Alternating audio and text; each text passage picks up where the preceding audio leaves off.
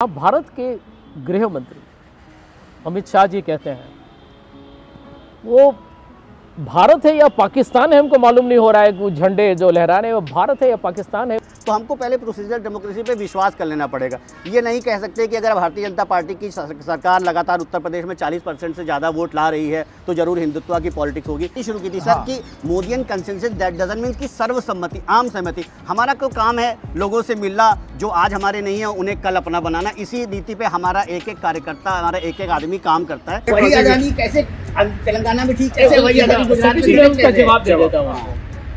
देखिए, विपक्ष ने कहा कि आप अदानी के जितने उन पर जो आरोप लगे हैं ना, मैं बैंक कर रहा हूँ और मैं आपको पूरी जिम्मेदारी के साथ कह रहा हूँ, यदि छानबीन होगी और एक न एक दिन छानबीन होगी, राफेल की भी एक दिन छानबीन होनी चाहिए। समझ गए हैं? मैं समझता हूँ कि इतना बड़ा घोटाला है, आप देखिएगा वो एक न एक दिन जरूर वो उभर के आएगा। आप ये लगातार बात बोलेंगे, मुझे कुछ करना नहीं पड़ेगा, जनता इसको देखेगी, वो खुद ही रिस्पॉन्स करेगी। देखिए, मैं संकेत जी यही सोचता हूँ कि इतना शोर, इतना चमत्कार दिखाने की कोशिश की जा रही है कि भारत एक मदर ऑफ डेमोक्रेसी, हम अपने आप को कहते हैं कि हम लोकतंत्र के हम एक तरीके से मिसाल हैं और तरक्की बहुत हो रही है। 5th लार्जेस्ट इकॉनमी हम बन जाएंगे कुछ सालों में। तो क्या आप देखिए, आपको भैया दुनिया के हर देश में हर नागरिक को नहीं मिला था। आप तो ऐसे कह रहे हैं कि आज संकेत और हम जिंदा है, हम लोग मोदी जी के प्रवक्ता करेंगे।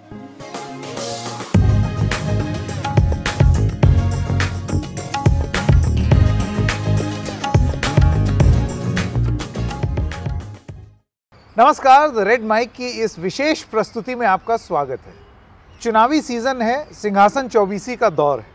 2024 अब ज़्यादा दूर नहीं है। साल तो आ ही गया, लेकिन चुनावी मौसम भी अब आ गया है। तो जैसे चुनावी मौसम आ गया है, वैसे ही किताबी मौसम भी आता है। चुनाव के इर्द गिर्द का भी किताबी मौसम आता है।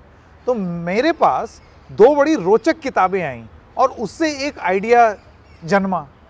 एक किताब है संजय झा साहब की, जिनको आप जानते ही हैं, बहुत प्रसिद्ध टीवी पैनलिस्ट हैं, बहुत ही जाना माना चेहरा हैं, वेबसाइट भी चलाते हैं, मीडिया में बहुत काबिल कमेंटेटर हैं, मीडिया से उनका बहुत ज़बरदस्त साक्षात्कार रहा है, क्रिकेट के बड़े विशेष जानकार हैं, पॉलिटिक्स के जानकार हैं। उनका ये कहना है that India is in a free fall. ये है उनका पर्सपेक्टिव। लेकिन मैं अचंभित हो जाता हूँ कि उसके एकदम ही बगल में एक किताब है जो कहती है मोदियन कंसेंसस। ये है स्वदेश सिंह साहब की। स्वदेश सिंह साहब भी मीडिया पैनलिस्ट हैं, राजनीतिक विश्लेषक हैं, बहुत क्लोजली मॉनिटर करते हैं चीज़ें जो हो रही हैं, समाज में जो हो रहा है। आज़ादी से पहले कंसेंसस किस तरीके से बनाया जाता था, अब कैसे बनाया जाता है, इन सब चीज़ों का उल्लेख इसमें है। एक किताब कह रही है India is a free fall, दूसरी कह रही है ये मोदियन कंसेंसस है, यानी कि जनमत बन रहा है।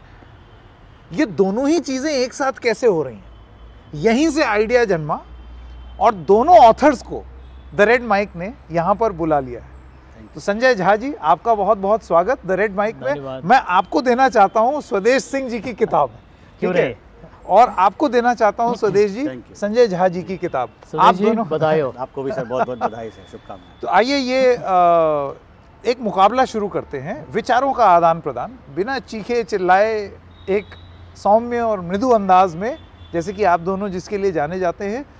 शो की शुरुआत में आप दोनों वक्ताओं को 2-2 मिनट का समय अपना अपना आर्ग्यूमेंट रखने का। Sanjay Jha ji, you go first. क्यों लगता है आपको कि इंडिया 2024 में is in a free fall? Your time starts now. देखिए, मैं संकेत जी यही सोचता हूँ कि इतना शोर, इतना चमत्कार दिखाने की कोशिश की जा रही है कि भारत एक मदर ऑफ डेमोक्रेसी, हम अपने आप को कहते हैं कि हम लोकतंत्र के हम एक तरीके से मिसाल हैं और तरक्की बहुत हो रही है। 5th लार्जेस्ट इकॉनमी हम बन जाएंगे कुछ सालों में। लेकिन इसके ये जो कहते हैं ना, जो सबसे बड़ा जो खबर जो आना चाहिए 9 बजे रात को टीवी पे या अखबार के पन्ने में, सबसे बड़ा प्राथमिकता जिस खबर को मिलनी चाहिए वो आम जनता को नहीं मिलती है। और मैं समझता हूँ कि भारत इतना महान देश है और इतना भिन्न देश है, हमारी जो डाइवर्सिटी जो हम कहते हैं वो हमारी खूबियत है, लेकिन इस चमक धमक, इस शोर शराबे के नीचे भारत का एक डार्क अंडरबेली है जिसके बारे में हम चर्चा नहीं करते। वो है आर्थिक असमानता, वो है सांप्रदायिक तनाव, वो है बेरोज़गारी, वो है जिस तरीके से हमारे संवैधानिक या लोकतंत्र के संस्थाओं का जिस तरीके से गला मैं समझता हूँ कि कुचला गया है, जिस तरीके से आज मैं समझता हूँ कि 10 साल के अंदर लोगों में इतना लोग इतने भयभीत हैं, लोग इतने डरे हुए हैं, और जिस तरीके का एक वातावरण है इतना नकारात्मक हो गया है कि लोग एक दूसरे को जात और धर्म या अपने मज़हब से सबसे पहले देखते हैं कि उसका मज़हब क्या है। ये चिंताजनक है। ये देश का प्रगति की कहानी या तरक्की की कहानी सालों तक और चलेगी, लेकिन यदि हम अपने राजनीतिक स्वार्थ से इस महान देश के कहानी के अफसाना को एक ऐसा मोड़ दे देंगे जो एक तरीके से नकारात्मक हो जाए, तो हम इस देश के साथ जो न्याय होना चाहिए वो नहीं हो रहा है।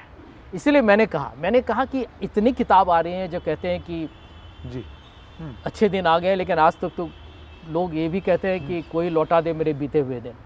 लेकिन मैं इतना ही कहूँगा कि भारत को यदि मजबूत करना है, भारत को यदि आगे बढ़ाना है, तो भारत को एक होना पड़ेगा। ठीक है। एक कहावत है अंग्रेजी में, if you want to go fast you go alone, if you want to go far you go together. Okay, बहुत बढ़िया।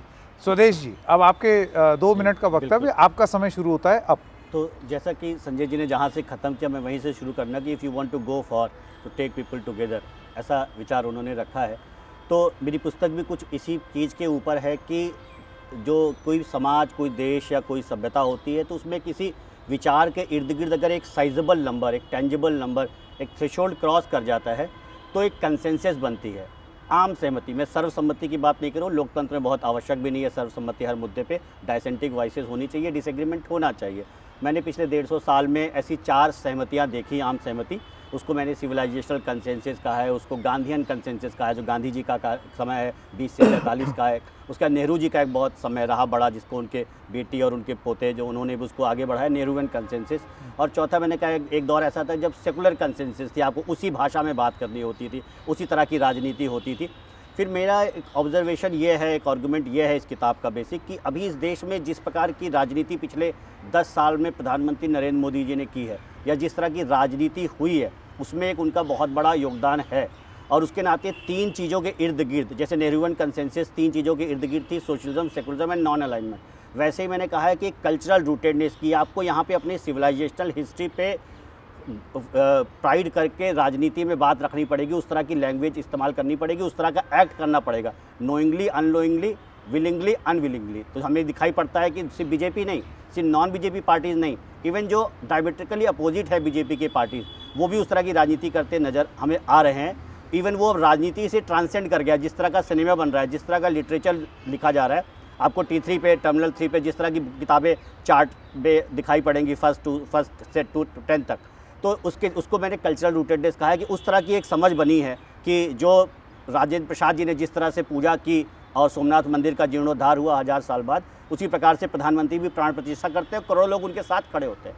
इवन कांग्रेस पार्टी के नेताओं को भी वहाँ जाना पड़ता है। अरविंद केजरीवाल जी कल तक विरोध करते थे अस्पताल बना दो, वो स्वयं वहाँ पे जाते हैं। ये एक सहमति बनी है राजनीति में। दूसरी सहमति मैंने कहा है कि अब आप नक्सलवाद का समर्थन नहीं कर सकते सेंट्रल दिल्ली में बैठ के, अब आप कश्मीर की आज़ादी का समर्थन नहीं कर सकते दिल्ली में बैठ के, कश्मीर के कल्याण की बात कर सकते हैं। तो एक सहमति बनी है कि आपको प्रखर राष्ट्रवाद के साथ बात कहनी पड़ेगी, सेना का, इस देश की सिपाही का, इस देश की सुरक्षा का सम्मान करना पड़ेगा सभी। और तीसरी बात जो है बस अंतिम में कि वेलफेयर ऑफ ऑल, अब ये गरीबी हटाओ का नारा नहीं चलेगा। अब एक सामान्य आदमी को, पंक्ति में खड़ी हुई अंतिम औरत के लाभ के लिए आपको सीधे तौर पे करना पड़ेगा। ये तीनों काम पिछले 10 साल में जो प्रधानमंत्री नरेंद्र मोदी हैं वो करने में सफल हुए, उनको सफलता मिली। कहते हैं नथिंग सक्सीड्स लाइक सक्सेस, तो इस सफलता को लोग दोहराना चाहते हैं और वो सारी राजनीतिक पार्टियां कर रही हैं। अभी अकादमिक, कला, संस्कृति, सिनेमा में भी वो चीज़ दिखाई पड़ रही है। ठीक है, अब आप दोनों ने अपना अपना ओपनिंग कमेंट दे दिया है। अब संजय जी, आपने सुना स्वदेश जी ने क्या बोला? आप जिस चीज़ को फ्री फॉल बता रहे हैं उसी कार्यकाल में और उसी कालखंड को स्वदेश जी कह रहे हैं कि ये एक स्वर्णिम अमृतकाल जिसे कहा जाता है, ये एक स्वर्णिम युग है, एक कंसेंसस यानी कि आम राय और समन्वय बनाने का एक मोदियन कंसेंसस वो एरा है। आप किस तरीके से देखते हैं इसको? उनका ये तर्क है कि इस तरीके की चीज़ हो रही है अभी राजनीति में कि अभी विपक्ष को भी वही चीज़ करनी पड़ रही है, आपको भी भारत की राजनीति में वही चीज़ सुहा रही है, वरना आप ऑब्सोलीट हो जाएंगे, आप बेकार हो जाएंगे, आप जनता के बीच में फ्रिंज हो जाएंगे, जैसे वो शब्द प्रयोग। देखिए संजय जी, मैं समझता हूँ कि देश में हमारे विचारधारा अलग हो सकते हैं, हम चुनाव में एक दूसरे के विरुद्ध टक्कर लेंगे, लेकिन भारत जो है भाजपा को देखेगा, कांग्रेस को देखेगा। कांग्रेस सालों तक रही, अब भाजपा है, कल भाजपा हारेगी, कांग्रेस आएगी। ये जो दौर है ये कभी बदलेगा नहीं, परंतु भारत हमेशा के लिए है, भारत के नागरिक हमेशा के लिए है, ये सच्चाई है। मैं संकेत, जब मैं ये किताब लिख रहा था तो मैंने कुछ पन्ने यहाँ पर एक भारतीय जनता पार्टी के बहुत ही लोकप्रिय एक सदस्य हैं,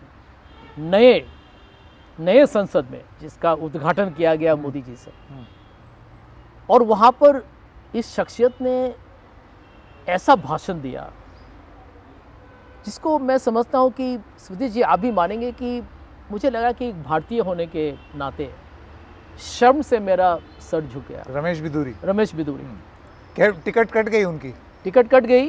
लेकिन देखिए उनके विरुद्ध कोई कार्रवाई हुई नहीं। सच कहिए तो देश में, हमारे देश में हर धर्म के लोग हैं, यही हमारी खूबियत है।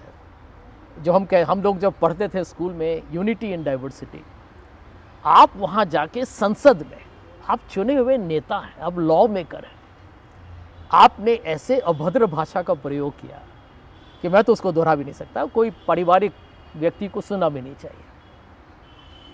एक महिला, मैं समझता हूँ कि प्रजातंत्र या देश जो बड़ा होता है वो अपनी महिलाओं का बहुत इज्जत करता है। एक महिला जिसका एक दर्दनाक तरीके से बलात्कार किया गया 2002 में, जिस दिन भारत अपना 75 साल का सालगिरह, अपने आज़ादी का सालगिरह मना रहा है, उस दिन उनके साथ जिन्होंने अत्याचार किया उनको रिहा किया गया, 11 लोग को। ये क्या संदेश भेज रहे हैं हम अपने जनता के सामने? मुझे पैगाम क्या है? मुझे संजय जी आपकी बात से ये समझ में आता है, स्वदेश जी, उनका एक कहना है कि मोर देन इकोनॉमिक, जब वो फ्री फॉल की बात कर रहे हैं तो वो लुढ़कते हुए रुपये की बात नहीं कर रहे हैं या वो अर्थव्यवस्था की बात नहीं कर रहे हैं, मैं उसके बारे में भी बात करूंगा। हाँ, वो उसके नहीं, उनका ये कहना है कि एक दूसरे में वैमनस्य का फैल जाना, जैसे कि आपका, मैं समझ सकता हूँ आपका जो समप आप यही करना चाहते हैं, समुदायों के बीच में टकराव आना। तो देखिए, अब और उस चीज को पहली चीज का जवाब आपने ही दे दिया कि कोई एक संसद में कुछ कहता है तो उसके लिए संसद की एक कमेटी होती है और किस परिवेश में वो बात कही गई, उसके बावजूद उसकी फाइनल परिणति क्या हुई कि उनको टिकट नहीं मिला है। अब ये क्या, लेकिन कार्रवाई तो बतौर सांसद होनी चाहिए ना। बतौर सांसद तो लोकसभा अध्यक्ष करेगा ना कार्रवाई, या वो तो नहीं, उन्होंने यही वाली बात है, उनके ऊपर कमेटी बनाई गई, उस पर जांच हुई, उनको क्या कहते हैं वार्निंग देके छोड़ दिया गया। और अगर हम सिर्फ भाषण की 4 लाइनों पे आ जाएंगे तो संसद के बाहर फिर बात होगी कि ओवैसी जी रोज क्या कहते हैं, या अकबरुद्दीन ओवैसी ने कहा 15 मिनट की पुलिस छोड़ दो, और तब भाजपा की भी कोई सरकार नहीं होती थी। तो ये जो भाषण की 4 लाइनें हैं, अगर हम इसी से पूरा डिस्कोर्स चलाने लगेंगे तो क्या उससे बनने वाला है? एक भाषण संसद के अंदर दिया जाता है, एक भाषण बाहर है। हाँ, दोनों में, इसीलिए कह रहा हूँ ना कि अगर वो भाषण दे रहे हैं तो भी अगर हम कहेंगे उस पर गिरफ्तारी को, एक घटना पे अगर हम ऐसे जाएंगे, अगर हम एक सच में कोई बड़ा पिक्चर खींचना चाहते हैं तो क्या उससे समाज में जो वैमनस्यता की हम बात करते हैं, तो चाहे वो मुस्लिम महिला की बात हो, चाहे आप अल्पसंख्यक मंत्रालय की बजट की बात कीजिए, हाँ क्या कहते हैं, अपीजमेंट नहीं होगा, तुष्टीकरण नहीं होगी, लेकिन हाँ अगर इस तरह कोई गलत करता है तो उसके खिलाफ कार्रवाई होगी। ऐसे आप देखेंगे अलग अलग जगह अलग अलग तरीके से, और जब आप चाहते हैं तो कार्रवाई नहीं होगी, वो तो नेता तय करेगा, पार्टी तय करेगी कि पार्टी में उसको कैसे उसके साथ ट्रीटमेंट करना है, वो होगा। लेकिन अगर आप चाहेंगे कि नहीं अभी 1 घंटे बाद आप सूली पे चढ़ा दीजिए, वो नहीं होगा, उसके लिए जांच होगी, किस परिस्थिति में उसने वो चीज़ बात कही थी वो भी होगा। तो वो सब लेते हुए संसद की सारी बातों को ध्यान रखते हुआ आपने अभी खुद ही कहा। मैं बस एक बात आप दोनों से जानना चाहता हूँ, जब आपका ये मानना है कि ये मोदियन समन्वय बनाने की पराकाष्ठा है अभी, और आपका ये मानना है कि इंडिया जो है वो मतलब बिल्कुल लुढ़क रहा है नीचे। हम सब जानते हैं कि जीवन कभी एक्सट्रीम में नहीं जाता, सही बात। और मतलब पूरी तरीके से एक चीज़ हो जाए और दूसरा गलत हो जाए, या पूरा ही गलत हो जाए या पूरा ही सही हो जाए, ऐसे नहीं होता है। तो आपका जो कंक्लूजन है संजय जी, मैं आपसे ये जानना चाहता हूँ, उसमें आप कोई अपटिक नहीं देखते हैं? नहीं, देखिए मुझे चिंता की बात क्या है, हिंदुस्तान में पिछले 10 साल में आपके हिसाब से कोई भी चीज़ ऐसी नहीं हुई है जिससे संजय जाए बोलें कि हाँ ये कम से कम ठीक हुआ? नहीं, मैं उसका जवाब दूंगा, लेकिन मैं उसके पहले ये कहना चाहूँगा, क्योंकि देखिए ये बहुत ही, मैं समझता हूँ कि ऐसा सच्चाई है जिसको हम नाकार नहीं सकते हैं। आज स्वदेश जी, यदि विरोधी दल पर या विपक्षी दल पर 95% से ज़्यादा हमारे नेताओं पर, और मैं सबके लिए बोल रहा हूँ, उनको आप उन पर केस चलाएं, उनको गिरफ्तार करके जेल रख दें। आपके पार्टी में, मतलब भाजपा के पार्टी में जो लोग विपक्ष से आए वो बिल्कुल दूध और मलाई में धुले हुए हैं, जिसको हम लोग मजाक में कहते हैं कि भाजपा सैमसंग और एलजी से भी बड़ा एक वॉशिंग मशीन हो गया। ये तो आप प्रजातंत्र का मजाक कर रहे हैं ना। एक मिनट, मैं कुछ तारीफ भी करूंगा, मैं समझता हूं कि देखिए प्रजातंत्र में यदि आज सुप्रीम कोर्ट कहे कि जिस तरीके से आपने इलेक्टोरल बॉन्ड, जो एक उन्होंने कहा कि असंवैधानिक था, मतलब गैर कानूनी था, मतलब 2018 के बाद जितने चुनाव हुए हैं, यदि वो टेंटेड पैसे से हुए तो मैं तो कहूँगा कि वो सब चुनाव भी गैर कानूनी थे, क्योंकि वो जो पैसे थे वो उसमें काला धन होगा। नहीं, मैं देखिए ये गहरा विषय है। मैं कहना ही चाह रहा हूं बीजेपी को नहीं लाभ हुआ ना, उससे तो स्थानीय पार्टियों को भी लाभ ही हुआ। देखिए आप, पर बीजेपी को मिले 6500 करोड़, कांग्रेस को मिले 1100 करोड़। राज्यों, अगर आप डेटा पे जाएंगे तो जो राज्यों में सरकारें थी ना, उनके भी आप अगर देखेंगे जो क्षेत्रीय दल थे उनको भी मिले थे, यानी कि अगर कहीं ममता बनर्जी चुनाव जीते तो वो भी गलत माना जाएगा, आम आदमी पार्टी का भी चुनाव गलत माना जाएगा। हम लोग यही वाली बात हमको ही समझना पड़ेगा। अगर चुनाव जीत जाते तो अब ईवीएम पे सवाल उठा देते हैं। भारतीय जनता पार्टी की किसी सरकार ने या किसी कभी भी जब चुनाव हारे और बुरी तरीके से हारे, 3 सीटें आई थी दिल्ली में, 8 सीटें आई थी दिल्ली में, कभी ईवीएम पे सवाल नहीं उठाया, क्योंकि कल जीतेंगे भी कहीं पे। लेकिन आप बीजेपी ने ईवीएम पे सवाल तब उठाया था जब 2009 में आप विपक्ष में आए थे, तो उठाया सवाल, अपनी बात रखी, आगे बढ़ गई बात। लगातार उसको कहते तो नहीं रहे कि संसद घेर देंगे, ऐसा कर देंगे, चुनाव गलत तरीके से हो गया, एक बात। तो इस तरह से हमें सोचना पड़ेगा कि हम लोग एक एक चीज़ों को ऐसे उठा के बात करेंगे कि आपने इलेक्टोरल बॉन्ड की बात कही, बीजेपी जो भी सत्तारूढ़ दल होता है उसको ज़्यादा समर्थन आता है, अगर आप क्षेत्र में या केंद्र में, क्षेत्रीय सरकारों को भी आया। 2018 में मध्य प्रदेश, छत्तीसगढ़, राजस्थान में कांग्रेस की सरकार बनी। उच्चतम न्यायालय ने कहा है कि ये गैर कानूनी है, इसमें हमको बहस नहीं करना चाहिए। बिल्कुल, यही तो सबको लाभ हुआ, वो तो आपको मानना पड़ेगा ना। तो आप इस बात को बताइए कि प्रजातंत्र को यदि मजबूत करना है तो उसका एक बहुत महत्वपूर्ण अंग होता है पारदर्शिता। समझ गए ना, समझ गए, पारदर्शिता। यहाँ पर अब आप ये सोच लीजिए कि हम कहते हैं कि हम प्रजातंत्र के एक बहुत ही बड़े एक एग्जाम्पल है, उदाहरण है। यहाँ पर आपकी सरकार ऐसी कानून लाती है कि जिसमें यदि किसी उद्योगपति ने पैसे दिए और उसको कुछ फ़ायदा हुआ तो आम जनता को कुछ मालूम नहीं है। और अब स्टेट बैंक ऑफ इंडिया, जिसको सुप्रीम कोर्ट का आदेश मिला था कि आप इसको इलेक्शन कमीशन को दीजिए और वेबसाइट में 13 तारीख को आ जाएगा, 2 दिन पहले एसबीआई तो सरकार के ही आदेश पे सुप्रीम कोर्ट को जाके कहती है 30 जून तक हमको 3 महीने का वक्त चाहिए। देखिए आप लोग, ये अहंकार है या आपका कुछ जो भी गुरूर है, ये आप आम आदमी के लिए कुछ तो इज्जत कीजिए। चुनाव जीत गए भैया, लेकिन इसका मतलब ये नहीं है कि सरकार और राजनीतिक दल देश से बड़ी नहीं होती है। कि देखिए हम देश चुनाव में जा रहे हैं, आम आदमी को आप जैसे लोग जागरूक भी कर रहे हैं। छुपाने इस देश में छुपता है कि पब्लिक है, सब जानती है। तो आप इलेक्टोरल बॉन्ड पे विपक्षी दलों को वातावरण बनाना चाहिए कि ऐसा अगर कुछ हुआ है तो, और जनता के बीच में जाना चाहिए जब उसमें सभी को लाभ होता है। और उसको अगर गैर कानून, इस पर आपने कहा चर्चा नहीं करनी चाहिए, लेकिन उस पर अगर सभी को लाभ होता है, सभी को हानि होती है, सुप्रीम कोर्ट ने कहा कि इनवैलिड है, खत्म हो गई बात। आपने ईडी की बात की, सबके जांच हो गई। अब जो भी लोग जेल में अगर हैं, किसी को देखिए वकील होता है, कोर्ट होती है, खत्म कैसी भी बात हमें मालूम होना चाहिए कि किसने क्या दिया। आज भी जेल में सत्येंद्र जैन, आज भी जेल में। अगर उनका केस कमजोर होता और सरकार ने शुभेंदु अधिकारी का क्या हुआ, हिमांता बिस्वा का क्या हुआ? कहाँ हुआ? क्या कहते हैं उनके ऊपर नारायण राणे का क्या हुआ? वो जेल में गए थे क्या? अजीत पवार चक्की पीसिंग कर रहे थे, आप देखिए आपके साथ बैठे हुए। वो जेल गए थे क्या? जो जेल में गए उनको कोर्ट में, अच्छा आपको कोर्ट पे अभी विश्वास है, आपने कहा सुप्रीम कोर्ट ने कहा, उसी सुप्रीम कोर्ट में जाके क्यों नहीं बेल हो जाती अगर सरकार गलत कर रही है? एविडेंस है ना उसके ऊपर? एक हल्का सा प्रश्न, देवेंद्र फडणवीस, मैं मुंबई में रहता हूँ, देवेंद्र फडणवीस जी वहाँ के अभी डेप्यूटी चीफ मिनिस्टर हैं, उन्होंने कहा था चक्की पीसिंग, आप जानते हैं वो शोले का बहुत ही लोकप्रिय संवाद अजीत पवार के बारे में, प्रधानमंत्री बोलते हैं एक हफ्ते पहले नेचुरली करप्ट पार्टी है, उनको आपने बना दिया है डेप्यूटी चीफ मिनिस्टर। तो यानी जब तक देखिए ये आप देश के साथ मजाक नहीं कर रहे हैं। अच्छा बताइए, कल तक वो आपके साथ थे तो मजाक नहीं था, हमारे साथ आगे तो मजाक हो गया। ये भी तो एक सोचने वाला बात है। हमने तो नहीं कहा था कि वो भ्रष्ट है, आपने कहा था। कैसे बात कर रहे हैं? हमने तो नहीं कहा था। तो अभी वो कैसे भ्रष्ट हो गया अगर वो नहीं थे तो? अब आप जैसे भाजपा में आ गए, इसको भी तो समझना पड़ेगा ना। अगर वो जब बीजेपी के साथ गठबंधन में आ गए, देखिए स्वदेश हो जाते हैं, और जब उधर रहते तो आपकी किताब का शीर्षक है मोदियन कंसेंसस।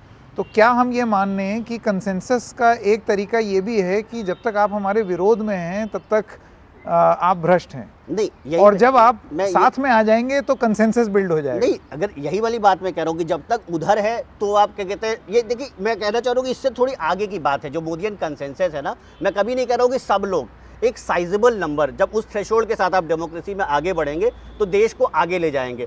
वो चीज़ें हुई हैं। अगर हम ऐसे सूट एंड स्कूट करेंगे कि कल किसी को कहेंगे कि डर लगता है, जैसे कहा कि भय का वातावरण है, कोई भी आदमी कह देगा कि मुझे भय लगता है, उसको अगर सूट करता है। बिहार का चुनाव था, अवार्ड वापसी हो गई, आपने किसी ने अपनी पैसा नहीं वापस किया, अवार्ड वापस करने का एक song not in my name का जो मुझे समझ में आ रहा है, ये संजय जी की जो किताब है इसके हम चैप्टर्स में जाते हैं और वो क्या आर्गुमेंट दे रहे हैं, और इसके बाद फिर हम किताब को रेफर करेंगे। मोदियन कंसेंसस के चैप्टर्स पर भी आपसे सवाल पूछूंगा। वो जो तर्क दे रहे हैं जिससे वो कहते हैं कि India is in a free fall, वो कहते हैं the police man comes knocking. मैं समझता हूँ ये एक पुलिस राज के ऊपर है कि अगर आप सरकार से सहमत नहीं होंगे तो उसमें इन्होंने तर्क दिया है कि पुलिस वाला, ईडी, सीबीआई, ये सब चले आएंगे। उसके बाद रोग फेस ऑफ कैपिटलिज्म, जो एक आरोप लगता रहता है राजनीतिक रूप से सरकार के ऊपर कि ये अदानी अंबानी की सरकार। ब्रोकन प्रोमिसेस कि आपने जो जो वादा किया उसमें एक वादा किसानों की आमदनी डबल करने की थी, वो एक तर्क देते हैं। उसके बाद 2 करोड़ नौकरी आने वाला, 2 करोड़ नौकरी की बात। फिर है हिज मास्टर्स मेगाफोन। मैं समझता हूँ ये मीडिया के ऊपर है ना, वो समझ में ही आ रहा है। एनडीटीवी भी अब जहाँ पर आप काम करते थे अब तो नहीं, यही वाली बात है। मैं कंप्लीट कर लूँ। एक है रीराइटिंग द पास्ट, इतिहास को दोबारा से लिखना और उसको री इमेजिन करना। The difficulty of being the other, the shame of Manipur, ये सारी चीजें हैं जो तर्क संजय झा जी ने दिए हैं। इसके ऊपर शॉर्ट रिप्लाई आपका। सबसे छोटा सा, जैसे चाहे एनडीटीवी की ओनरशिप की बात हो या फिर अदानी अंबानी की बात, मतलब वही आप समझिएगा, वही मणिपुर के बारे में, वही अदानी अंबानी अगर क्या कहते हैं राजस्थान में जब कांग्रेस की सरकार थी तो प्रोजेक्ट करते हैं, या फिर कल वो आज तेलंगाना में कांग्रेस की सरकार बन गई, वहाँ रेड्डी जी के साथ उनके बेटे जाते हैं, तो कैसे ठीक हो जाते हैं और कैसे वो और कुछ करते हैं तो कैसे गलत हो जाते हैं, ये समझना पड़ेगा। अगर इस देश में जो कैपिटल जनरेशन को हमारी दादी कहती थी पैसा बनाना बड़ा खराब चीज़ है, व्यवसाय नहीं करना, हमको पहले इस सोच से ऊपर उठना पड़ेगा। और जो वही अदानी कैसे राजस्थान या फिर तेलंगाना में अगर कांग्रेस की सरकार है, बिल्कुल अभी एक से कंप्लीट कर लो तो सही हो जाता है। और वही अगर क्या कहते हैं कुछ और करते हैं तो आप कहते हैं अदानी अंबानी की सरकार है कि भाई एयर इंडिया बिक रहा है तो भाई व्हाट्सएप पे चलने लगा, भाई तुम खरीद सकते हो तो खरीद लो। तब वो कोई टाटा या कोई अंबानी या कोई अदानी तो खरीदेगा कि हम आप जाके खरीदने लगेंगे। क्या टाटा को बेच दिया, अरे भाई आपको भी ओपन ही था, आप भी कर लेते, एक वो चीज़ हो जाती। दूसरी कोई बात आपने कही, तो ये जो सारी चीज़ें हैं तो वो जब आपके फेवर में होगी तो कैसे सही होगी और कैसे गलत हो जाएगी। सदेश जी, यहाँ पर जो आरोप है वो हैसियत के ऊपर नहीं है कि अब जाहिर सी बात है जो रईस लोग हैं वो बड़े-बड़े प्रोजेक्ट, अदानी कैसे तेलंगाना में ठीक, कैसे वही अदानी गुजरात में, मैं उसका जवाब दे देता हूँ उनको। देखिए, विपक्ष ने कहा कि आप अदानी के जितने उन पर जो आरोप लगे हैं ना, मैं बैंक कर रहा हूँ और मैं आपको पूरी जिम्मेदारी के साथ कह रहा हूँ, यदि छानबीन होगी और एक न एक दिन छानबीन होगी, राफेल की भी एक दिन छानबीन होनी चाहिए, समझ गए हैं। मैं समझता हूँ कि इतना बड़ा घोटाला है, वो आप देखिएगा वो एक न एक दिन ज़रूर वो उभर के आएगा। मेरा प्रश्न ये है कि आप कहते हैं कि अदानी ने यहाँ खोला फैक्ट्री, वहाँ कांग्रेस की सरकार में हर जगह घोटाला नहीं हुआ होगा। देखिए एक मिनट, हम ये नहीं कह रहे हैं कि हर जगह घोटाला है। यदि घोटाला है मान लीजिए कि तेलंगाना में या राजस्थान में जब गहलोत जी वहाँ मुख्यमंत्री थे तो उसका भी खुलासा होना चाहिए, लेकिन उसको खुलासा करने के लिए आपको छानबीन करनी पड़ेगी। आप तो छानबीन करने के लिए ही तैयार नहीं हुए हैं, क्योंकि देखिए मजाक नहीं कर रहा हूँ मैं, हिंडनबर्ग का जो रिपोर्ट था। पर संजय जी छानबीन हुई तो हुई नहीं, कहाँ नहीं, हुई? छानबीन से मेरा मतलब सुप्रीम कोर्ट की निगरानी में एक समिति बनी सेबी, हाँ सेबी का तो अभी तक शॉर्ट सेलिंग पर कुछ इन्वेस्टिगेशन हुआ नहीं। और मैं बता रहा हूँ आपको, मैं यहाँ पर आपको कोई राजनीति नहीं कर रहा हूँ, मैं इन्वेस्टमेंट बैंक और प्राइवेट बैंक दोनों का कैसे काम करता है मैंने वहाँ काम किया हुआ है, तो मैं बताता हूँ आपको। जो आरोप लगे हुए हैं उन पर कि आप विदेशी फंड्स को कंट्रोल करके आपने अपने शेयर प्राइस का मैनिपुलेशन किया, उसमें उतार चढ़ाव जो भी आपने जानबूझकर किया अपने फ़ायदे के लिए, उस पर तो सेबी की छानबीन चल रही है। अब वो कब खत्म होगा भगवान जाने, अब तो चुनाव भी आ गया है।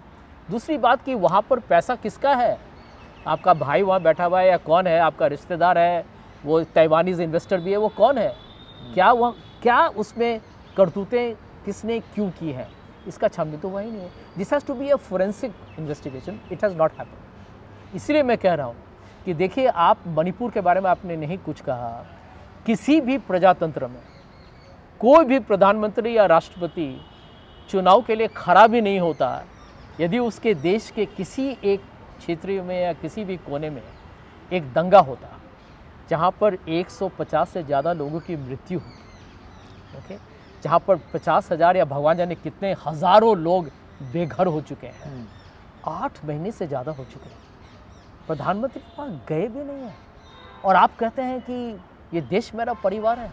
मैं तो समझता हूँ इसीलिए लोग कह रहे हैं आपका परिवार शायद अदानी अंबानी है। अदानी अंबानी स्वदेश जी का यही तो हम कह रहे हैं। देखिए, यही मैं कह रहा हूँ कि अब जैसे अदानी अंबानी की बात की, आपका परिवार जामनगर में था, राफेल से उठाते हैं, राफेल की बात होने लगी जनवरी फरवरी 2019 के बाद से या उससे थोड़े पहले से। मई आया, चुनाव हुआ, चुनाव तक जो विपक्षी पार्टी के नेता लगातार बोले, सारे प्रवक्ता भी बोले, किसी ने मना किया था क्या कि 30 मई के बाद राफेल का मुद्दा मत उठाइए। अब बताइए, राफेल का मुद्दा अगर गलत था तो 30 मई के बाद भी गलत था। 30 मई 2019 के बाद आप लगातार उठाते, अपनी रिसर्च को बताते, बड़े बड़े मीडिया हाउसेज से छापा था, उन्होंने क्यों बंद कर दिया अपनी रिसर्च, उन्होंने क्यों बंद कर दिया? अगर राफेल में कोई भ्रष्टाचार हुआ था तो 30 मई 2019 के बाद भी हुआ था। आप अगली चीज़ पे चले गए, ये शूट एंड स्कूट की जो मणिपुर पे आ जाते। मई में जो वीडियो आया, संसद का सत्र शुरू होने वाला था जुलाई में, मई का वीडियो था, आपका सत्र शुरू होने वाला है, उसके पिछले दिन आप ये करते।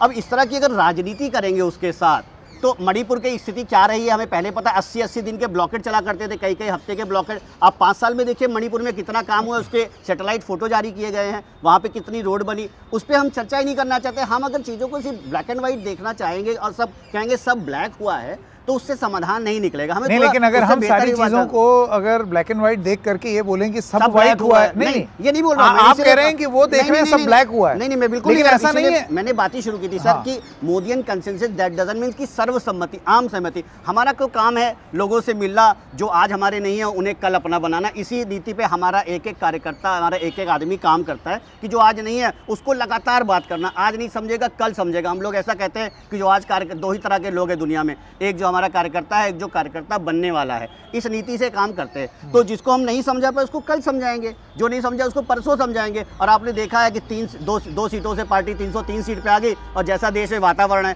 हम बार बार जनता के विश्वास की बात तो कर रहे हैं इतनी देर से। तो जनता को विश्वास के लिए हमने जो सबसे अच्छी पद्धति निकाली है उसको हम लोग चुनाव कहते हैं। उस चुनाव में हम लोग कुछ दिन के अंदर जाने वाले हैं और जनता को निर्णय लेने देंगे कि भाई आप इसको कम सीटों के साथ जिता रहे हैं। यहाँ पर मैं अब एक चीज, इलेक्शन और इलेक्शन में आ गया नतीजा, क्या वो अपने आप में लोकतंत्र का और लोकतांत्रिक प्रणाली का एक प्रतीक होता है? एक तो होता ही है। हाँ?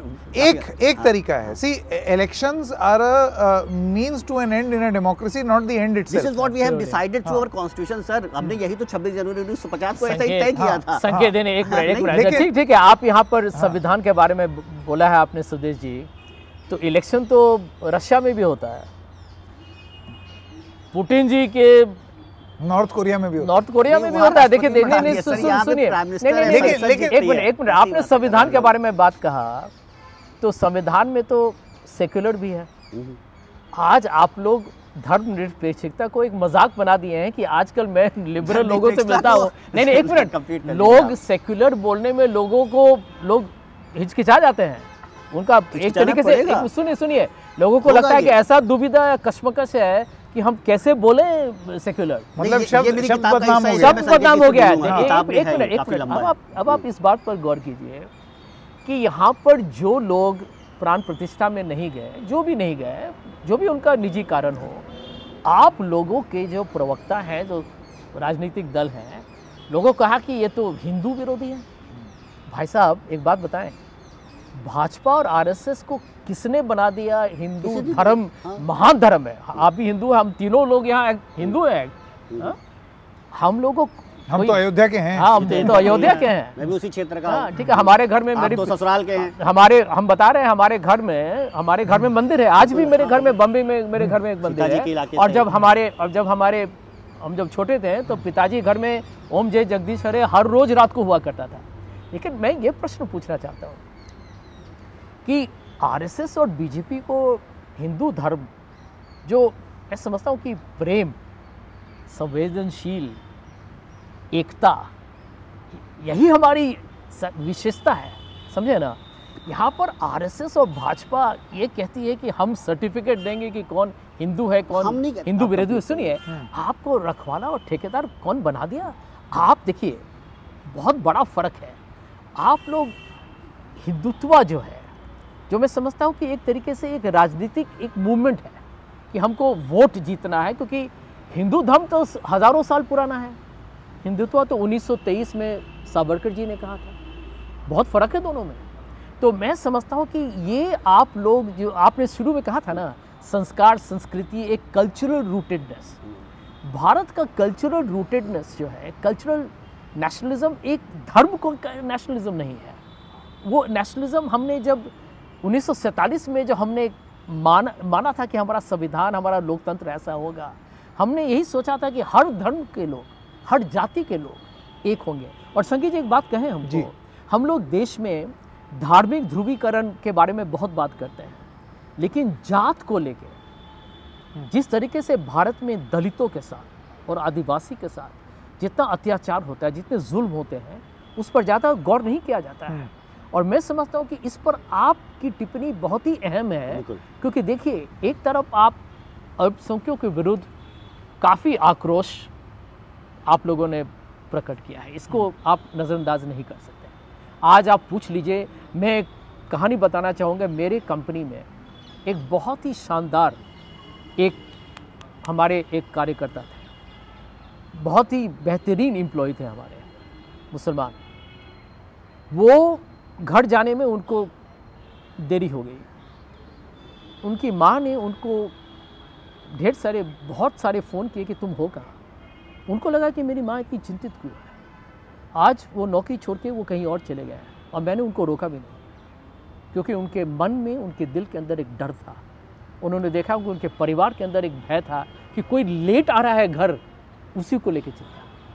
देखिए, मैं समझता हूँ ये आपकी जिम्मेदारी है कि आप इसको समझना। सुरेश जी का जवाब। हाँ, ये मेरी किताब का बहुत महत्वपूर्ण हिस्सा है। कौन सा ये जो मैंने बताया ना, मोदियन कंसेंसस से पहले 4 कंसेंसस, उसमें सेकुलर कंसेंसस की मैंने बात कही है कि 1990 से लेकर करीब 2014 तक इस देश में जो पॉलिटिक्स थी या जो डिस्कोर्स था, वो सारा का सारा सेकुलरिज्म के इर्द गिर्द घूम रहा था। कोई भी रीजनल पार्टी अपने साथ एक मौलाना टाइप का नेता या एक मुस्लिम नेता को, दरअसल हुआ क्या संकेत जी, हमने इस देश में नेहरू जी को, आप मेरे ख्याल से हम सब सहमत होंगे कि इंदिरा गांधी जी से थोड़ा बेहतर तो थे ही नेहरू जी, या सरदार पटेल, या कोई और संविधान सभा का सदस्य, उन्होंने नहीं डाला, सेकुलर वर्ड नहीं डाला। आप पहले होंगे जिनको नेहरू में खूबियां दिख रही हैं। ठीक है, क्योंकि अब तक तो नेहरू की सब गलती है।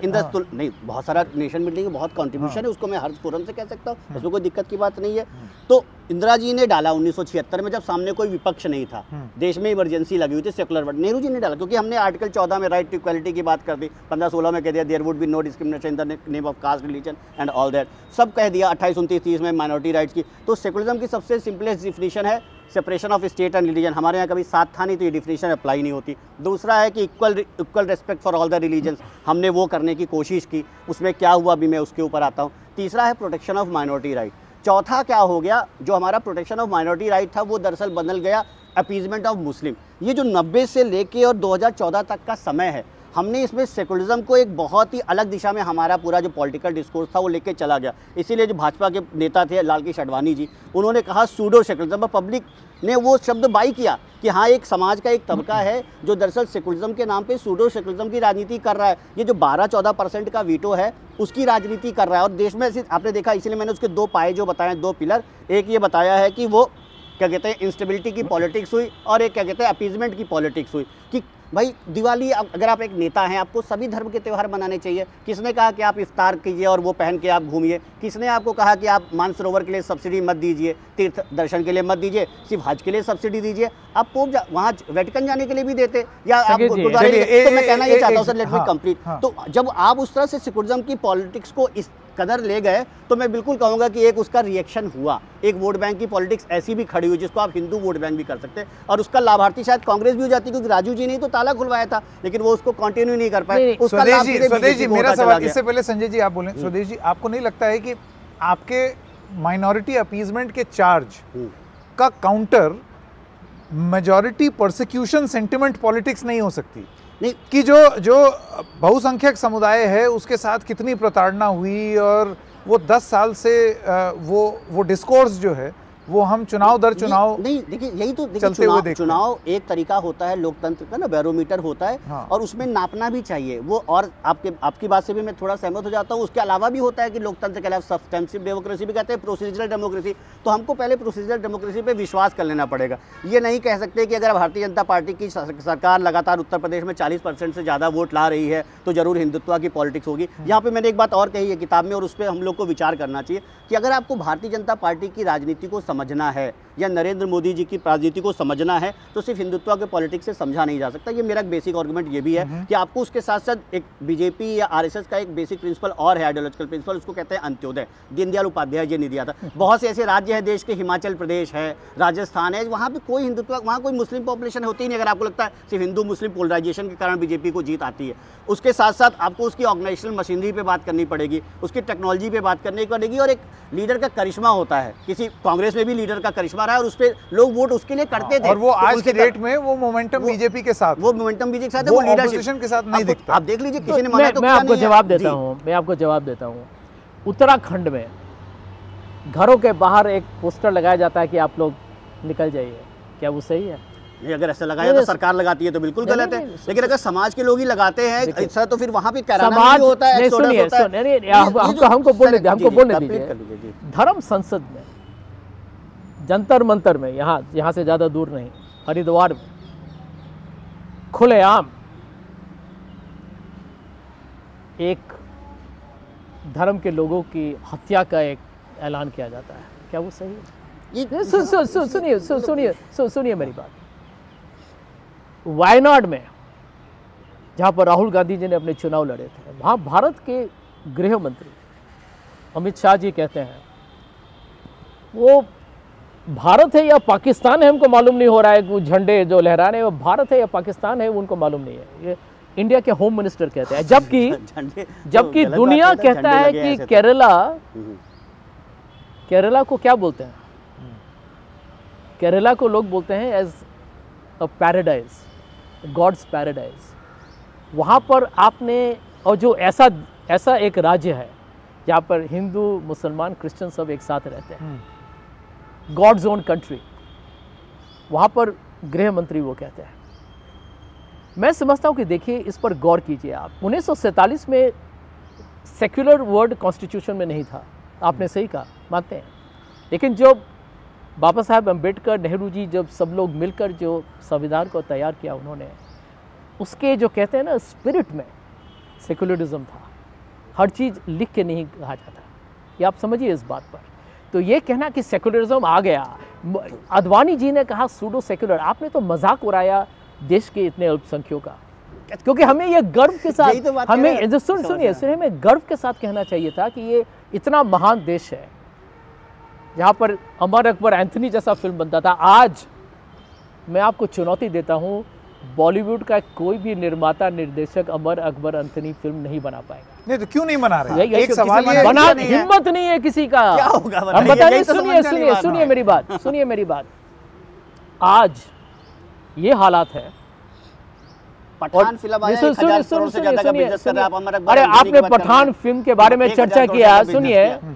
पठान फिल्म के बारे में आपने चर्चा किया, तो वहाँ की उस फिल्म की एक अभिनेत्री ने एक पोशाक पहना एक गाने में, उसके लेकर लोगों को लगा कि हमारे धर्म का एक अपमान हो रहा है। देखिए देखिए, सुनिए लंबा नहीं है। देखिए मैं ये मौलिक विषय, देखिए मौलिक विषय, यही मैं कह रहा हूँ। मैं देखिए एक मिनट, मौलिक विषय है।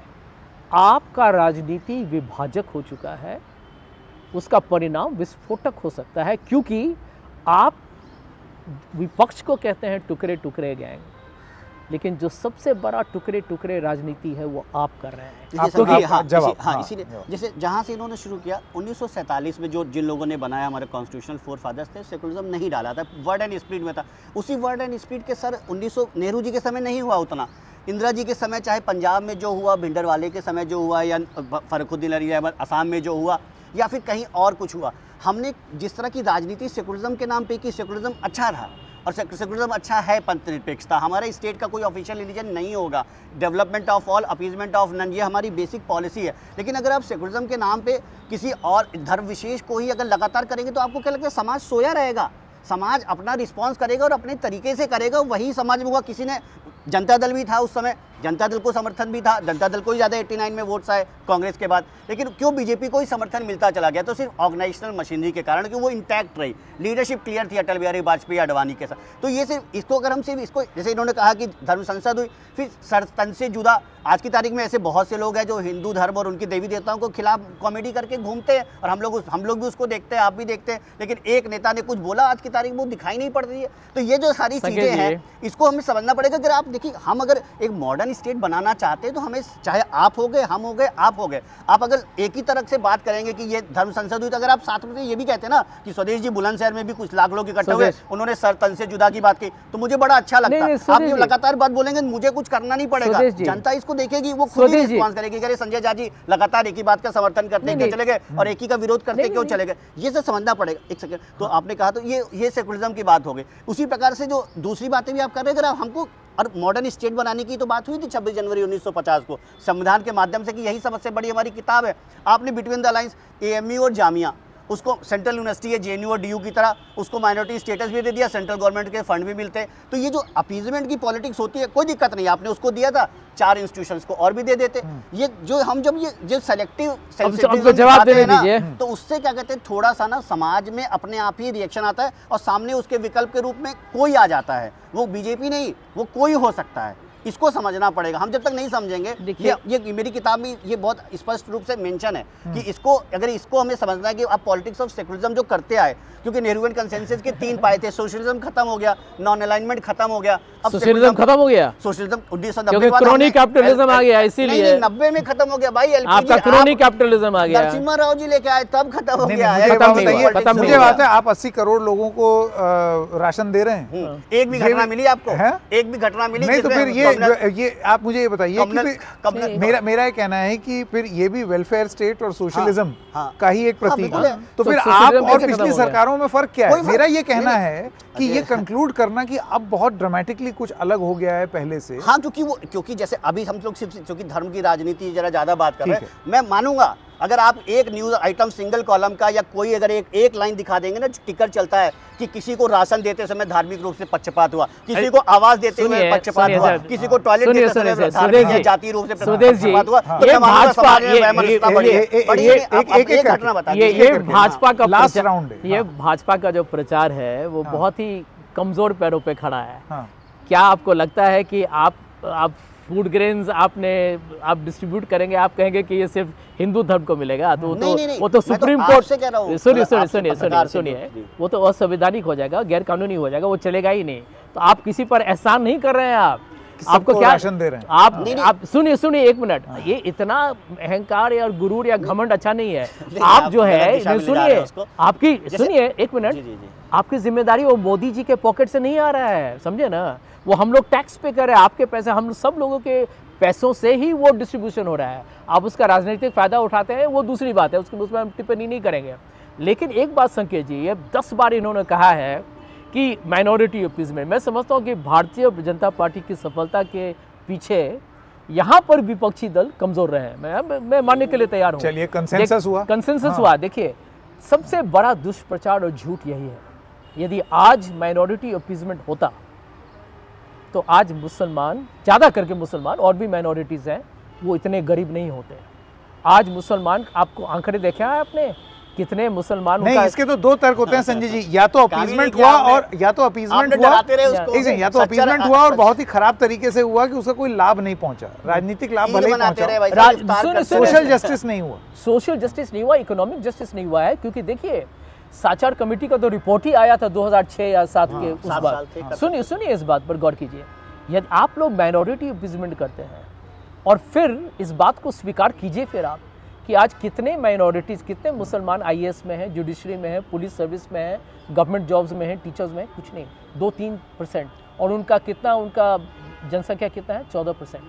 तो आप इस बात को, आप लोग इसको अपने राजनीतिक प्रचार के लिए दुष्प्रचार से, देखिए सच्चाई वही है। दूसरी बात नहीं, वो सच्चाई है, क्योंकि मैं मानता हूँ। सुनिए, ये विपक्षी दल को इसका जवाब देना था, उन्होंने नहीं किया, वो उसका खामियाजा वो भोगत रहे हैं। लेकिन सबसे केंद्रीय बिंदु जो है कि आप लोग सत्ता में 10 साल से बैठे रहे, 10 साल से आपने कहा विकास लाएंगे, सबका साथ सबका विकास। हमको तो लगता है सबका साथ सबका सर्वनाश हुआ है, परंतु 10 साल में आप विकास के मुद्दे पर आप आए।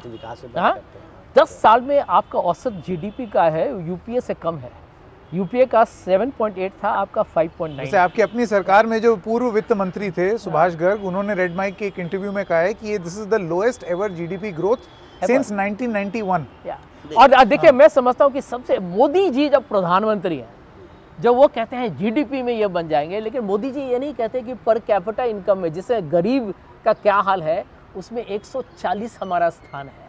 आज भारत में 35% बच्चे स्टंटेड हैं या वेस्टेड हैं या मेल नरिश्ड हैं। वो क्या भविष्य बना रहे हैं? जब आप ये जो इकोनॉमिक पैरामीटर्स हैं, ये मेरा आपका आखिरी जवाब। जी। तो अगर आप देख लीजिए, आज की तारीख में चाहे फॉरेन एक्सचेंज है, $500 बिलियन से ज़्यादा है। अगर 80 करोड़ लोगों को राशन दे रहा है तो कोई सरकार अपने घर से नहीं दे रही होगी, आपने कहा सबका अधिकार है। लेकिन उसी में अगर फिर से बात कर ले, 2007 में प्रधानमंत्री जी जो उस समय के थे, उन्होंने कहा कि किसी समुदाय विशेष का विशेष हक होता है। मैं तो सिर्फ एक मापदंड बता रहा था कि जो भी सरकार की योजना, क्योंकि उन्होंने एक ग्रुप ऑफ पीपल बताया कि वो धर्म संसद करते हो, गला काटने, तो उसी में से कोई एक घटना ऐसी हमें दिखाई नहीं पड़ती जिसमें आप सरकार के ऊपर कोई सवाल उठा पाए। एक चीज़ तो इसको हमें समझना पड़ेगा, जो विकास की बात है, हम जहाँ बैठे हुए हैं इसकी सिर्फ आसपास देखेंगे। दिल्ली में कुछ काम को काम नहीं मानता, मणिपुर में आप जाके देखिए, नागालैंड में जाके देखिए, कश्मीर में जाके देखिए, जो टनल कभी बनी नहीं थी, सैकड़ों नहीं, दसियों साल के प्रोजेक्ट्स होते थे जो ऐसे पड़े रहते थे सर। अब वो सारे के सारे कंप्लीट हुए कि नहीं हुए, मैं डेटा की बात करता हूं। अब स्वदेश जी, आप दिल्ली के टनल, अब टनल ज्यादा दूर नहीं, हम लोग जहाँ बैठे हैं इसके बगल में 800 करोड़ की टनल बनी है ना। हाँ, 1.5 साल में पीडब्ल्यूडी वाले कह रहे हैं कि ये रिपेयर नहीं हो सकती, और वो लाडसे में टुकड़ों ने बनाया था, बनी कि नहीं बनी। इसीलिए मैं चाहे दिल्ली की टनल हो, चाहे अटल टनल बनी हो, वहाँ पे तो हर जगह। आपने मणिपुर के बारे में बात किया, प्रधानमंत्री तो जाते भी नहीं है। सैटेलाइट के पिक्चर्स देखिए कि वहाँ कितना काम हुआ। अगर आपको ऐसा लगता है कि काम ही नहीं हुआ है, कोरोना सर, अब बड़े बड़े जर्नलिस्ट देश के भी और विदेश के लोगों ने कहा 30 से 40 करोड़ लोग नहीं रहेंगे हमारे बीच में, बड़ा खराब होगा। हुआ क्या? आपने इतने सारे 200 करोड़ से ज्यादा डबल डोज आपने दे दी लोगों को। कितने लोगों की मृत्यु हुई कोविड में? सेकंड राउंड में हुई कुछ, दुनिया से हम करना पड़ेगा ना। भारत में सुनिए सेकंड राउंड में भारत में हमने शुरू किया। भारत में कितने परसेंटेज वाइज जाएंगे, कैसे जाएंगे, नंबर वाइज जाते हैं हम। हर जान की मौत होती है, एक एक जान के महत्व होता है। 5 लाख से ज्यादा तो आधिकारिक आंकड़े हैं, वैसे नहीं। सुनिए, लोगों ने कहा है कि अनुमान लगाया गया है कि ये लगभग 10 लाख से ज्यादा होगा। एक एक करके मैं कह रहा हूँ कि जो कोविड में प्रधानमंत्री का चेहरा सर्टिफिकेट में, ये कौन करता है भाई साहब, कौन करता है यार? वहाँ भी प्रचार, मृत्यु में भी प्रचार। हम किसी एक चीज पे रुकना ही नहीं चाहते कि अगर कोरोना, इतना अनैतिक नहीं होना चाहिए। कोरोना में एक यूनिवर्सल सबको फ्री डोजेस दी गई, ये अपने आप में बहुत बड़ी नहीं देगा भैया, दुनिया के हर देश में हर नागरिक को फ्री मिला था। लेकिन आप तो ऐसे कह रहे हैं कि आज संकेत और हम जिंदा हैं, हम लोग कहे मोदी जी के प्रवक्ता करें क्या? सर क्या कहते हैं, अगर आपने कहा वैमनस्यता है, आप मुझे बताइए, मोदी जी भगवान बन गए, बताइए पिछले 10 साल में बड़ा दंगा जिसे कहते हैं ना, आपने कहीं देखा कि पहले देश में एक बम फटा हो कश्मीर पंजाब के बाहर, आपको पता है बनारस, बेंगलोर, सूरत, पंजाब और कश्मीर देश का अंग नहीं है। हम उसको पठानकोट में एक जगह कश्मीर के आगे बढ़ नहीं पाता। देश सुरक्षित है कि नहीं? अभी पिछले हफ्ते की बात है, बंगलोर में एक बम ब्लास्ट हुआ, लेकिन छोटा सा नहीं, देखिए मेरा कहना है, मेरा बस ये कहना है, देश बारूद पे बैठा हुआ था, स्वदेश मानने को नहीं, मेरा ये कहना है कि आदमी ज्यादा सुरक्षित महसूस कर रहा है, उसके जेब में ज्यादा पैसा पहुंच रहा है, वो ढेर सारे लोग महफूज नहीं। यहाँ पर मुझे सब कहा क्या है कि हमने बातचीत गर्म कर दी, अब इसको रोकना भी पड़ेगा क्योंकि वक्त खत्म हो रहा है। हमारा ये मानना है रेड माइक में कि कोई भी चीज एब्सोल्यूटिज्म पर अगर हम करेंगे तो वो सही नहीं है, क्योंकि कभी ऐसा नहीं होता है कि एक रणनीति पूरी तरीके से सही, दूसरी पूरी तरीके से गलत। चार चीजें सही होंगी, चार चीजें खराब भी हुई होंगी, और उसी के बीच में कहीं मोदियन कंसेंसस और फ्री फॉल के बीच में, क्या आप मानते नहीं हैं, छिपी हुई है भारत की आगे की दास्तान। बिल्कुल, ये आप मानते हैं कि नहीं? देखिए, मैं मानता हूं कि भारत में एक चीज जरूर कहना चाहूंगा कि भारत के नागरिक, भारत के आवाम को और बेहतरीन राजनीति और बहुत बेहतरीन और सच्चा, और मैं समझता हूं कि जो दिल से सिर्फ भाषण में नहीं, सिर्फ बयानबाजी। कोई एक ऐसी चीज बताइए ना संजय जी जो इस किताब में है, क्योंकि आप जो बोल रहे हैं ये सब दिस इज पब्लिक नॉलेज। कोई एक ऐसी चीज जो लोग किताब ये उठाएंगे, उनको एक चीज बताइए इसमें जो पता चलेगी जो उन्हें नहीं पता थी। मैंने उनको यही कहा है, मैंने अपने किताब में यही कहा है कि भारत को वापस महात्मा गांधी के सिद्धांत और आदर्श पे वापस आना पड़ेगा। भारत को वापस गांधी जी का जो सपना था कि भारत आगे तभी प्रगति करेगा, गांधी सब लोग एक साथ। आपकी ये किताब it's a call for Gandhi. ठीक है, अब मैं स्वदेश जी आपके पास आना चाहता हूँ। लोग जब आपकी ये किताब उठाएंगे, क्योंकि आपने भी जो सब बोला ये 10-1 साल में हम लोग सुन चुके हैं और इस पर बहुत बहस हो चुकी है। इस किताब में ऐसा क्या नया है जिसके आधार पर लोगों को लगे कि हाँ, मोदियन कंसेंसस के आर्गुमेंट को सुना जाए या स्वदेश जी की किताब उठाई जाए? जी, तो जैसा कि कवर पेज पे ये है कि मोदी जी एक सेंगोल पकड़े हुए हैं जिसका एक बहुत करीब 1000 साल पुराना इतिहास जाता है, और उसको वो संसद में ले जाके स्थापित कर रही है, इसका कवर है। मेरा एक आर्गुमेंट ऐसे वो बता रहा हूँ कि 1870 से लेकर 1915 तक का एक काल है जब क्या कहते हैं इस देश का हर परिवार, चाहे लाल बाल पाल हो या कोई भी हो, स्वदेशी मूवमेंट हो, स्वराज मूवमेंट हो, बंगाल को एकीकरण हो गया। देश का विभाजन नहीं रुक पाया 47 में, 1911 में बंगाल विभाजन वापस लेना, देश में एक ऐसा चार्जड अप माहौल था। मेरा मानना है कि मोदियन कंसेंसस उसी 1870 से, जब विवेकानंद का काम है, जब अरविंद का काम है, जब सावरकर का समय, जब रामकृष्ण परमहंस का, दयानंद का समय है, जब देश में एक बौद्धिक क्रांति हो रही है, एक अवेकनिंग हो रही है, सिविलाइजेशनल अवेकनिंग आफ्टर भक्ति मूवमेंट, हम उस दौर से गुजर रहे हैं और हमें अगले कुछ सालों तक, अगले 25 साल 50 साल देश को उसी तरह आगे ले जाना चाहिए। अंतिम बात कि पिछले 10 साल में देश आगे बढ़ा है, बस मैं आपको ये कहना चाहता हूँ, और इसमें एक साइजेबल नंबर उस आइडिया के साथ आगे बढ़ रहा है, यही मोदियन का। मैं संकेत जी, मैं 5 सेकंड लूंगा। मैं समझता हूँ कि देश के सामने ये विचारधारा का लड़ाई है, बिल्कुल ये लेकिन मैं एक कठोर शब्द कहना चाहूँगा, गांधी का विचारधारा और गोडसे का विचारधारा, राहुल गांधी की विचारधारा और मोदी की विचारधारा। गांधी माने महात्मा गांधी की, राहुल गांधी? ये महात्मा गांधी की बात हो रही है, ये राहुल गांधी की नहीं हो रही है। चलिए, बहुत बहुत धन्यवाद आपका संजय जी समय निकालने के लिए, और स्वदेश जी आपका भी थैंक यू। ठीक बहस थी। सबसे अच्छी बात यह है कि आपने अपनी अपनी बातें कही, लेकिन वो इस स्तर पर नहीं पहुंची कि बहुत बुरी स्थिति हो जाए। बहुत बहुत धन्यवाद आप लोगों का द रेड माइक में बात करने के लिए। Thank you.